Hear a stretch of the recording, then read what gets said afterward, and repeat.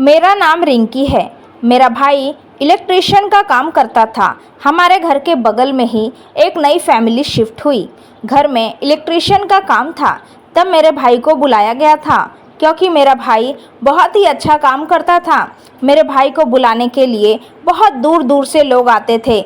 जब उनके घर में कोई भी इलेक्ट्रिक सामान खराब हो जाता तब मेरे भाई को ही बुलाते थे। उस फैमिली में दो जवान खूबसूरत लड़कियां थी। मेरा भाई उनके घर पर चला गया था। मेरे भाई को वहां काम करते हुए 10 दिन हो गए थे, जबकि मेरा भाई कोई भी काम एक दिन में उसको पूरा कर देता था। फिर कुछ घंटे में ही, इससे ज़्यादा वक्त नहीं लगता था मेरे भाई को। लेकिन मेरा भाई मुझसे कहता अभी कुछ ना कुछ काम बाकी है, यह बोलकर उस घर में चला जाता था। एक दिन मेरा भाई जल्दी से घर से निकला। मैंने सोचा कि अपने भाई का पीछा करना चाहिए, इसीलिए मैं अपने भाई का पीछा करते करते उस घर तक पहुंच गई।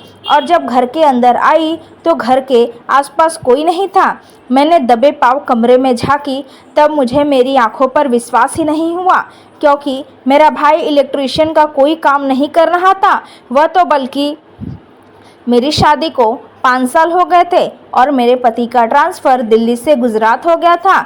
मेरे पति का ट्रांसफ़र दिल्ली से गुजरात हो गया था। गुजरात में मेरा मायका था। मेरे परिवार में सिर्फ अकेला भाई ही था। मेरे माता पिता बहुत पहले ही हम दोनों भाई बहनों को अकेला छोड़कर इस दुनिया से चले गए थे। मेरे भाई ने कहा कि तुम्हें किराए पर दूसरा मकान लेने की क्या ज़रूरत है, तुम हमारे ही घर पर आकर रह लो। हमारा तो इतना बड़ा घर है, तुम रहोगे तो मुझे भी अच्छा लगेगा। मेरे भाई की बात मैंने मान ली थी और मेरे पति ने भी इजाज़त दे दी थी। तब हम अपना सामान लेकर अपने मायके में मैं शिफ्ट हो गई थी। मेरा भाई एक इलेक्ट्रिशियन था। वह आसपास के घरों में इलेक्ट्रिशियन का काम कर देता था और आसपास के घरों में इलेक्ट्रिशियन का काम कर देता था। जब कोई रात में काम रहता तो इसके वो पैसे भी नहीं लेता था। मेरे भाई का कहना था आज पड़ोस के लोगों से क्या पैसा लेना। एक दिन में कपड़े धोकर छत पर कपड़े डालने के लिए गई, तब मैंने देखा जो नई फैमिली आई थी उसमें 2 खूबसूरत जवान लड़कियां थी। उनमें से बड़ी लड़की को मैंने अपनी आंखों से देख लिया था। सच में ऐसे नहीं बोल रहे थे, ऐसी ही उसकी कोई तारीफ नहीं कर रहे थे। वो बहुत ही खूबसूरत थी, बल्कि हीरोइन की तरह। फिर मैं अपने कपड़े डालकर नीचे आ गई थी, तभी हमारे घर में हमारे पड़ोस वाली आंटी आ गई और उन्होंने बताया कि हमारे मोहल्ले में नई फैमिली शिफ्ट हुई है और उन दोनों बेटियां बहुत ही खूबसूरत हैं। मैं उन आंटी से कहा हाँ खूबसूरत तो है, मैं अभी अभी बड़ी वाली को देखी, छोटी वाली को अभी तक देखी नहीं हूँ। फिर वो आंटी कहने लगी तुम्हारा भाई इलेक्ट्रिशियन का काम करता है ना, उनके बाप ने मुझसे कहा है अगर कोई इलेक्ट्रिशियन हो तो बुला दे। फिर मैंने कहा ठीक है, मेरा भाई अभी बाहर घूमने गया है, जैसे ही वो आता है उसको मैं बोल दूंगी कि उस घर में चला जाए। फिर थोड़ी देर बात करने के बाद आंटी चली गई थी। फिर कुछ देर के बाद मेरा भाई आया। उसको मैंने जब कहा तब वह फ़ौरन अपना सामान लेकर चला गया था और रात को घर वापस आया था। मेरा भाई जब घर पर वापस आया तब मैंने उससे पूछा इतनी रात कैसे हो गई, इलेक्ट्रिशियन के काम में इतना समय लगता है क्या?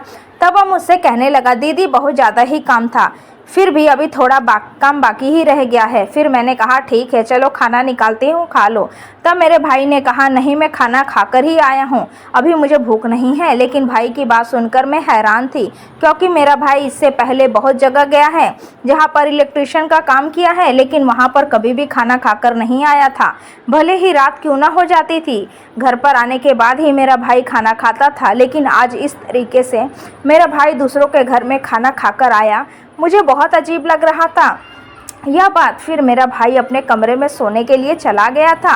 फिर मैं इस बात को इग्नोर कर दी थी और मैं भी अपने कमरे में चली गई थी सोने के लिए। मेरे पति तो कब के सो चुके थे। मेरे 2 बच्चे थे और दोनों के दोनों बेटे ही थे। मैं अपने दोनों बच्चों में ज़्यादातर बिजी रहती थी क्योंकि वह दोनों काफ़ी छोटे थे। फिर अगले दिन मेरा भाई फिर से उस घर में जाने के लिए गया। फिर मैंने अपने भाई से कहा आज जल्दी आ जाना, तुमने कहा था थोड़ा ही काम बचा है। फिर मेरे भाई ने कहा ठीक है, फिर चला गया था उसी घर में जिस घर में 2 खूबसूरत जवान बेटियां थी।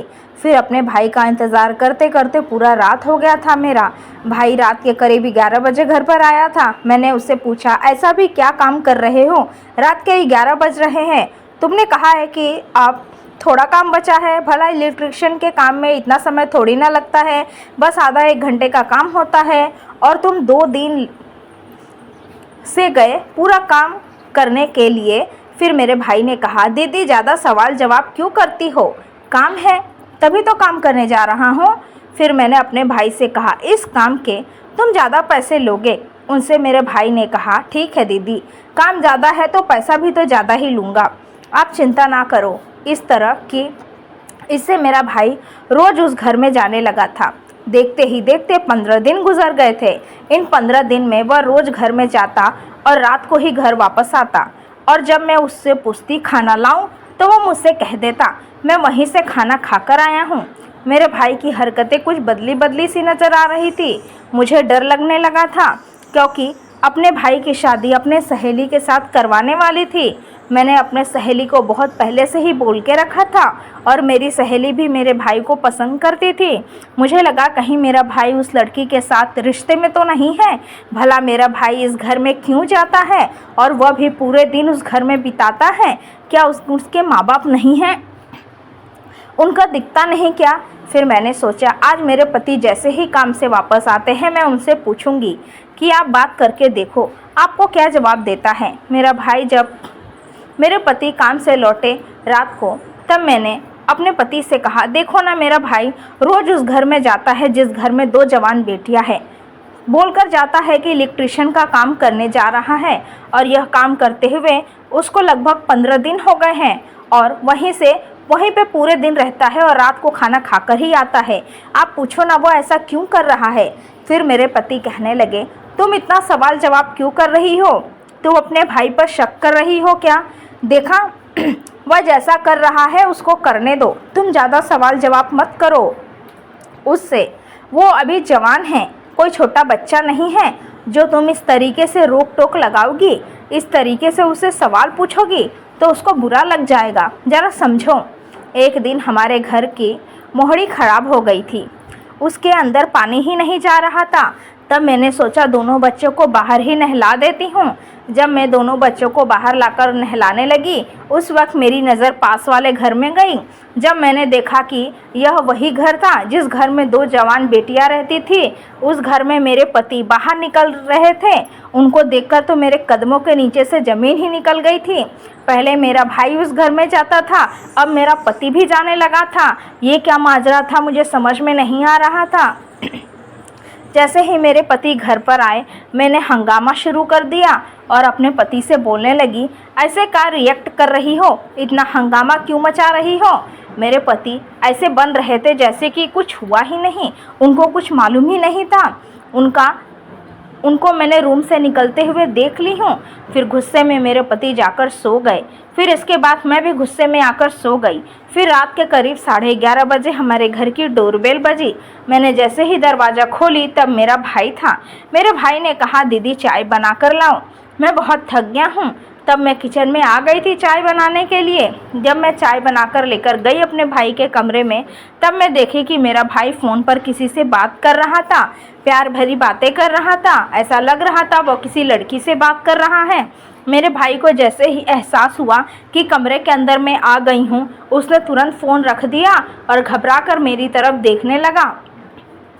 मैंने अपने भाई को चाय पकड़ा दी और मैंने उससे कहा, किससे बात कर रहे थे? तब मेरे भाई ने कहा, दीदी किसी काम की वजह से बात कर रहा था और कुछ नहीं। फिर मैं अपने कमरे में आ गई। कमरे में आकर बस यही सोच रही थी कि किए कराए पर पानी ना फेर दे, मेरा भाई मेरी सहेली से शादी करने के लिए इनकार न कर दे। वह इस लड़की के चक्कर में तो नहीं पड़ गया है, लेकिन मेरा पति भी तो बार बार उसे घरे में जा रहा है, बार बार उसको भी तो अपने पति को भी कभी कभार उस घर में निकलता हुआ देख लेती थी। तब मैं अपने पति पर नज़र रखने लग गई थी। फिर एक दिन जब मैं सब्जी काट रही थी, तब हमारे घर की डोरबेल बजी। दरवाज़ा जब मैंने जैसे ही खोली, वह खूबसूरत लड़की आई थी और मुझे प्रसाद मेरे हाथों में थमा दी और कहने लगी, हमारे घर में हवन हुआ है। कितना कहकर वह चली गई। फिर मेरे पति वहाँ पर बैठे थे। जब मैं अंदर आई तो मेरे पति कहने लगे, घर में क्यों नहीं बुलाया उसे? बोलो, अच्छी अच्छी बातें किया करो, उसको भी अच्छा लगेगा। तब यह सुनकर मैं अपने पति की तरफ घूरने लगी। फिर मेरे पति को लगा और ज़्यादा नहीं बोलना चाहिए, नहीं तो झगड़ा हो जाएगा। फिर मेरे पति चुप हो गए थे। एक दिन मेरी तबीयत खराब हो गई, सर भारी भारी होने लगा और चक्कर खाकर मैं गिर गई। जब मुझे होश आया तब मैं अपनी आंखें खोली तो सामने डॉक्टर और मेरा भाई मौजूद था। मेरे भाई ने मुझसे कहा, दीदी तुम बहुत कमज़ोर हो गई हो, तुमको बेड रेस्ट की ज़रूरत है। इन दिनों मेरी तबीयत भी ख़राब रहने लगी थी। एक दिन मेरे पति बोले, आजकल पड़ोसियों से मेल मिलाप रखना बहुत ज़रूरी है, कभी किसी की इमरजेंसी पड़ जाए तो हमारे पड़ोसी ही तो काम आते हैं। जब यह बात सुनी तो मुझे लगा कि मेरे पति शायद सही कह रहे हैं, मेरे पति ऐसे नहीं हैं। फिर अगले दिन मैं घर में खीर बनाई थी, उस खीर को मैंने सोचा जाकर दे आती हूँ, आखिर वह हमारे पड़ोसी ही तो हैं। जब मैं उनके घर में पहुँची तो घर खुला हुआ था। मैं सीढ़ियों से चलती हुई ऊपर वाले पोर्शन में जाने लगी। जब ऊपर पहुँची, ऊपर 2 कमरे बने थे और वहाँ से मेरे भाई की आवाज़ आ रही थी। जब मैं उस कमरे तक पहुंची तब मेरा भाई देखकर हक्का बक्का रह गया था और मुझसे कहने लगा, दीदी आप यहाँ पर। मैंने आसपास नज़रें घुमाई तो वहाँ पर कोई भी इलेक्ट्रिशियन का काम नहीं चल रहा था। मतलब कितने दिनों से मेरा भाई मुझे बेवकूफ़ बना रहा था। मैंने अपने भाई से कहा, यह सब क्या है? तुम मुझे इतने दिनों से बेवकूफ़ बना रहे थे, दिन भर आकर यहीं पर रहते हो, सिर्फ सोने के लिए हमारे घर पर आते हो। क्या वह घर तुम्हारा नहीं है क्या? फिर मैं तुम्हारे घर में आ गई हूँ इसीलिए सब कर रहे हो। आखिर तुम दोनों के बीच में चल क्या रहा है? जब मैं बाहर खड़े होकर उन दोनों को देख रही थी तो दोनों आपस में हाथ पकड़कर एक दूसरे को देख रहे थे और बातें कर रहे थे। और लड़की कह रही थी, अगर तुमने मेरा साथ नहीं दिया होता तो पता नहीं क्या होता। जब मैं उसकी चोरी पकड़ ली तो उनको बहुत कुछ सुनाई थी। फिर लड़की मुझसे कहने लगी, दीदी आप ऐसा मत बोलिए, दरअसल आप सच्चाई नहीं जानती, आप सच्चाई जानेंगी तो आप हमारे बारे में ऐसा नहीं बोलेंगी। फिर मैंने उस लड़की से कहा, उस लड़की का नाम रीना था। रीना से मैंने कहा, बताओ क्या है सच्चाई, आखिर मैं भी तो जानूं। तुम दोनों पूरा दिन घर में रहते हो, आखिर करते हो क्या? करते हो? तुम्हारे माँ बाप किधर हैं? रीना कहने लगी, मेरी माँ दुनिया छोड़कर कब की चली गई थी। मेरे पापा थे, वह हमें इस घर में लाकर वो भी छोड़कर चले गए। किराए के पैसे देकर गए थे, लेकिन इस किराए के घर में हम कब तक रह पाते? हमारे पास तो सिर्फ 2 महीने के ही किराए थे हमारे पास थे। जब यह बात आपके भाई को बताई तब तुम्हारे भाई ने हमें विश्वास दिलाया था कि तुम दोनों बहनों को मैं अकेला नहीं छोड़ूंगा, तुम्हारी मुश्किल घड़ी में तुम्हारा साथ दूंगा, मैं तुम्हारा हमसफ़र बनूंगा। आपके भाई ने मुझसे शादी कर ली थी और शादी करके हम दोनों घर में ही रह रहे थे। हमने शादी बड़ी ही खामोशी से की थी। यह शादी आपके पति ने करवाई थी। आपके पति को भी हमारे बारे में सब पता है। फिर मेरा भाई मुझसे कहने लगा, हाँ दीदी आप तो जानती हैं कि किसी को बेसहारा नहीं देख सकता। जब मैंने इसका दुख सुना तो मुझसे रहा नहीं गया और मैंने फ़ैसला कर लिया कि मैं किसी लड़की से शादी करूंगा और इसकी बहन का भी खर्च उठाऊंगा। और जीजा जी यहाँ पर आते हैं, वही राशन भर के जाते हैं, इसीलिए कभी कभार वह भी घर पर आ जाया करते हैं। फिर मैं बहुत शर्मिंदा हो गई थी और अपने आप से भी नज़रें झुका ली थी। फिर मैंने अपने भाई से कहा, तुम दोनों ने सही किया, आखिर तुम दोनों ने शादी कर ली है तो चोरी छिपे मिलने की क्या ज़रूरत है? तुम घर में आकर रहो और अलग से किराया देने की क्या ज़रूरत है? हमारा घर तो इतना बड़ा है कि हम रह सकते हैं। मेरे कहने पर मेरे भाई ने रीना को लेकर और उसकी बहन को लेकर हमारे घर में आ गया था और वो दोनों पति पत्नी अब खुश रह रहे हैं। मेरे पति के आने के बाद मैंने अपने पति से माफ़ी मांग ली थी, क्योंकि मैं अपने पति के बारे में बहुत गलत सोच ली थी।